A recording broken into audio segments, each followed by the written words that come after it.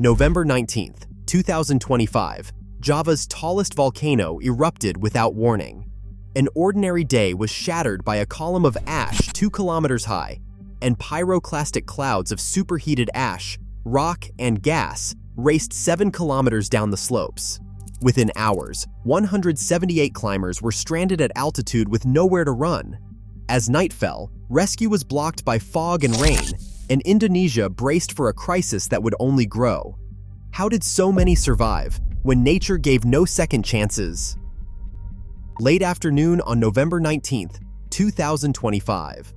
Without warning, Mount Semeru shattered the silence of East Java.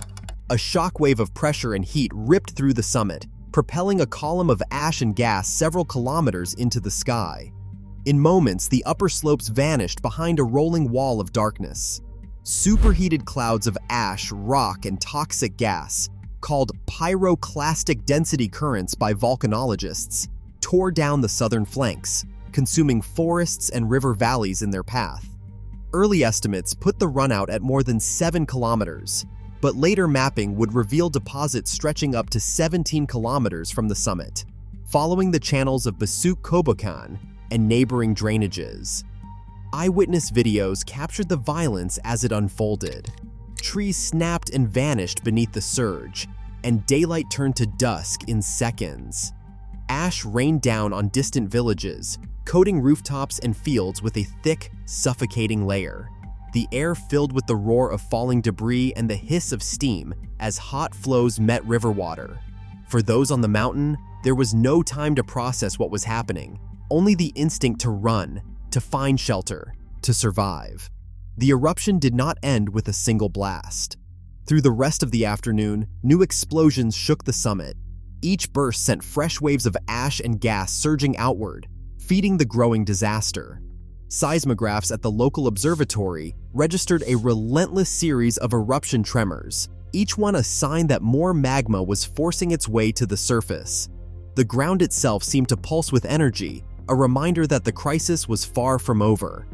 As the sun dropped behind the horizon, a towering plume still hung above Semeru, visible for miles in every direction. The ash column threatened not just those on the slopes, but also air traffic across the region.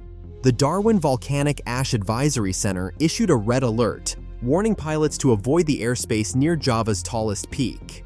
For the villages below, the night brought no comfort, only the steady fall of ash and the knowledge that the volcano was still awake, still dangerous, and still changing the landscape with every passing hour. As darkness fell across the upper slopes of Semeru, a sense of isolation pressed in on the climbers gathered at Ranu Kumbolo. The alpine lake, perched at 2,400 meters, offered no real refuge from the ash drifting down through the night. Tents sagged under the weight of volcanic dust. Camp stoves went cold as climbers huddled together, scanning the sky for any sign of the next eruption. The trail back toward Ranupani was choked with uncertainty. Reports of pyroclastic flows and falling debris made any descent too dangerous to attempt in the dark. Within the camp, the mood shifted from shock to anxious calculation. Guides checked head counts against the day's permit logs, counting 137 climbers and porters now stranded inside the newly declared exclusion zone. Some tried to reach family by phone, but signals failed under the thickening ash cloud. Others listened for updates on portable radios, catching fragments of emergency broadcasts. The alert level had been raised, evacuation orders were in place, but rescue teams would not risk the treacherous ascent until conditions improved. Fog rolled in with the rain, turning the volcanic ash into a gritty paste that clung to boots and faces. The air grew heavy, each breath tinged with sulfur. For hours, the only sounds were muffled voices and the distant rumble of the mountain. A few climbers, their faces streaked with sweat and ash, described the long wait as a kind of suspended time, caught between the threat above and the unknown below. Below the lake, Indonesian search and rescue teams prepared for a difficult operation.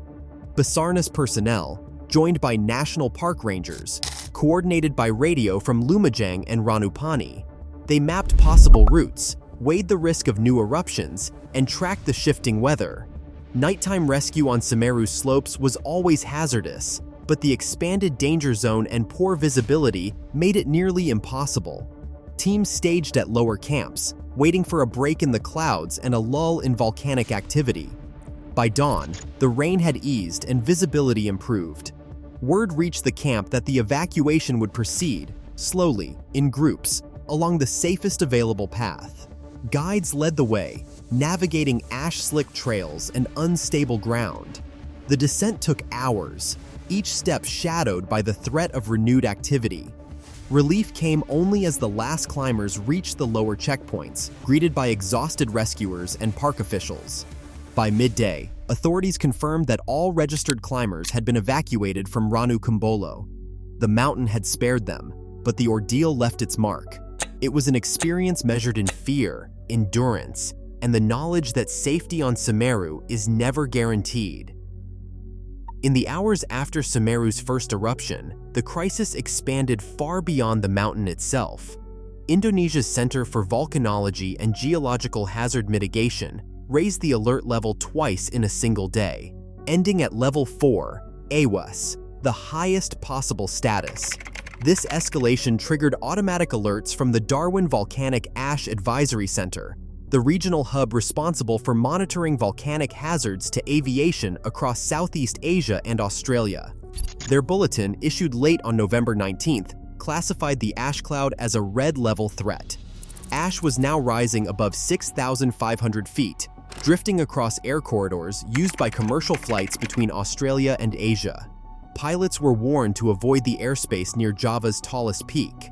Volcanic ash, even in trace amounts, can clog jet engines and sandblast cockpit windows, turning a routine flight into a potential emergency.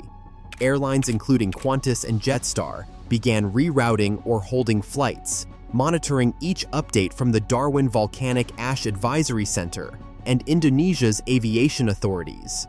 Air traffic controllers across the region revised flight plans, tracing the projected path of the ash plume hour by hour as it drifted with the prevailing winds. The threat was not limited to drifting ash. Semeru's explosive force was capable of hurling pyroclastic rocks as far as 5 miles from the summit, a radius that cut directly across local airspace and threatened any low-flying aircraft or search and rescue operations. The exclusion zone on the ground now had its counterpart in the sky, a widening band of restricted airspace mapped in real time as new eruptions sent fresh clouds billowing upward.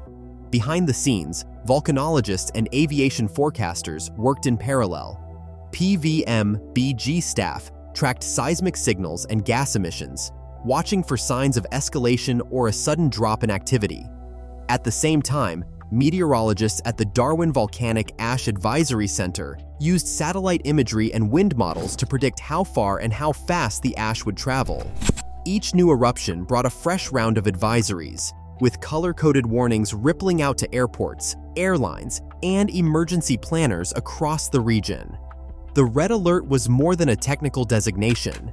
It was a signal that the crisis was now a regional hazard, threatening not just those on Semeru's slopes, but anyone who relied on the air routes above Java.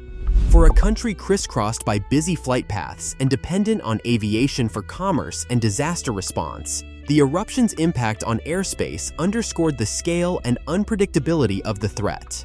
As the volcano continued to erupt into the night and following days, every new advisory carried the same urgent message. The danger zone was growing, and the crisis was far from contained. In the villages scattered around Semeru's lower slopes, the order to leave came with little warning. Sirens and radio broadcasts echoed through Supit Urang, Oro Oro Ombo, and Penanggal as officials expanded the exclusion zone to 8 kilometers from the crater. For families living along the Besuk Kobokan River, the danger line stretched even farther, 13 kilometers downstream, following the same channels where hot clouds and mud flows had swept away homes in years past. Within hours, more than 1,000 people were on the move. Parents grabbed children and a few precious belongings, wrapping faces in scarves to shield against the ash. Chickens, goats, and dogs were left behind as thick gray dust turned the air toxic and the ground slippery. Some residents fled on foot, others piled onto trucks or motorbikes, all heading toward the nearest government shelter. The evacuation was chaotic but urgent. The memory of past disasters left no room for hesitation. Shelters quickly filled beyond their intended capacity. Nearly 900 evacuees crowded into schools, mosques, and village halls, repurposed as temporary refuge. Mats and blankets lined classroom floors, while hallways became makeshift sleeping quarters. Sultan Siafat, a local disaster official, stood by the shelter's entrance with a clipboard, trying to keep track of new arrivals. Each family's name was logged, but the numbers kept growing, and space ran out long before nightfall. Inside, the strain showed on every face. Children coughed and rubbed their eyes, restless from the ash and the closeness of so many strangers. Parents whispered anxiously about the fate of their homes and livestock. Some refused to sleep, listening for updates on the volcano's activity, unwilling to risk being caught off guard again. Sultan described the mood as tense and exhausted. During the night, most people stayed awake, too shaken to rest. "They are traumatized," he said, "and many will not go back even if the mountain quiets." The burden on the shelters grew heavier as more families arrived from the expanding danger zone. Supplies, blankets, rice, and clean water were distributed as quickly as possible, but the needs always outpaced what was available. With each aftershock and fresh burst of ash from Semeru, the sense of safety inside the shelters felt fragile. For many, the worst damage was not only to their homes, but to their sense of trust in the ground beneath their feet. The evacuation was a feat of coordination and endurance, but the scars, both visible and hidden, would linger long after the ash settled. Seismographs at the Semeru Observatory began logging an extraordinary pattern in the days after the main eruption. Instead of a single shock followed by quiet, the instruments captured wave after wave of volcanic unrest. Each day, the logbooks filled with dozens of eruption signatures, sharp, jagged lines that tracked the restless movement of magma and gas deep within the mountain. During this week, PVMBG scientists noted a surge in eruption-related earthquakes and tremor. The records showed that every 6-hour observation window brought fresh clusters of seismic spikes, each one corresponding to an explosive event or a rush of ash and gas through the crater.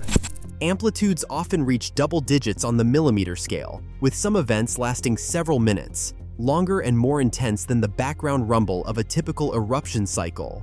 Ash columns became a daily feature on the horizon. Plumes regularly climbed 400 to 1,000 meters above the summit, drifting in unpredictable directions as wind patterns shifted. The air around Semeru remained thick with suspended particles, and the upper slopes were blanketed in fresh deposits. For the scientists in the monitoring room, these numbers were not just data points, they were warning signs. Each spike on the seismograph meant another blast, another chance for pyroclastic flows to break free, another risk for those living and working within the expanded danger zone. One PVMBG volcanologist described the period as a relentless assault. He said that they saw persistent eruption tremor, dozens of events in every observation period. The amplitude and duration were well above what they consider normal for Semeru. This was not a single crisis, but a sustained episode of high activity. For a volcano already known for its unpredictability, this pattern set off alarms. The monitoring team maintained round-the-clock watch, tracking every tremor and plume, knowing that the mountain's behavior was pushing the limits of what their models could anticipate. The data from this week would later be studied in detail, but in the moment, it was clear the crisis was not abating. Each new eruption forced the scientists to reconsider how much more the mountain could deliver and how much more the communities below could endure. The memory of Semeru's last disaster lingers in every decision made today. In December 2021, the volcano unleashed a torrent of ash and searing debris that swept through Lumajang's villages, killing 51 people and leaving hundreds with burns and lifelong scars. That eruption buried entire neighborhoods, forcing the government to relocate nearly 3,000 homes out of the danger zone. For many, the trauma of that night has never faded, a fact that weighs heavily as new eruptions threaten to repeat the cycle. In the aftermath of the latest crisis, Indonesia's Ministry of Social Affairs released 463 million rupiah in emergency aid to support the displaced. The funds supplied blankets, mattresses, tents, and family kits to those who fled with nothing but what they could carry. Field kitchens began serving 1,300 meals each day, a lifeline for families crowded into makeshift shelters. Yet the needs keep growing. Nearly 900 people have taken shelter in schools and mosques, with more arriving as exclusion zones expand. Disaster officials track every family, but the flow of evacuees outpaces supplies. Many refuse to return home, haunted by the memory of roofs collapsing under ash and the rush of hot mud down familiar streets. The threat is far from over. Semeru's alert level, once at its highest, now stands at level 3, still a warning of significant danger. Scientists from PVMBG remain on constant watch, monitoring tremors and gas emissions for signs of escalation. Their greatest concern is lahars, deadly mudflows triggered when heavy rains mix with thick volcanic ash. Along the Besuk Kobokan River, fresh deposits from recent eruptions sit exposed, ready to be mobilized by the next downpour. Villages downstream remain on edge, knowing that a single storm could send a wall of mud and debris racing through their homes. The scars of 2021 serve as a grim reminder that recovery is never complete, and that the responsibility to protect these communities endures long after the ash settles. On Indonesia's Ring of Fire, more than 270 million people live in the shadow of 130 active volcanoes. Semeru is among the most dangerous. As eruptions become more frequent and unpredictable, the line between home and hazard blurs. Survival now depends not on luck, but on science, vigilance, and the choices made before the next eruption begins. Nature doesn't wait, neither should we.